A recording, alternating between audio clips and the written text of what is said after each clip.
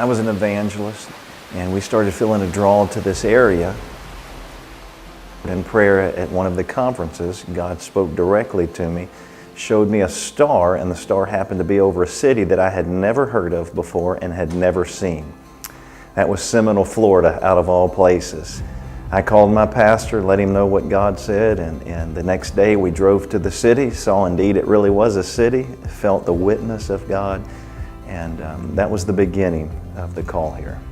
To Julia, I asked her, have you ever considered naming the church the Sanctuary? So we showed up here the next day, and this was an old record store.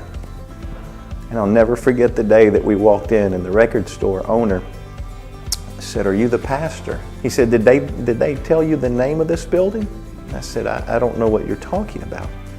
And at one of the city council meetings, they named this building the Safe Place. Now, he didn't have a clue that my wife and I, the day before, named it the Sanctuary of Seminole / the Safe Place. And I said, can you please tell me what that means? He said, they said at the city council meeting, if you, during a storm, can make it to this building, both you and your family will be safe. And so I knew then that this was the building that God wanted us to have. Maybe a year after I got out of recovery, out of detox, I believe that it was a year later when I joined, when we was invited to the sanctuary. Yeah. Invited us on a Thursday night service, you know, and we came, we experienced the service, and I looked over my wife and I said, we are home. This is where God wants us at.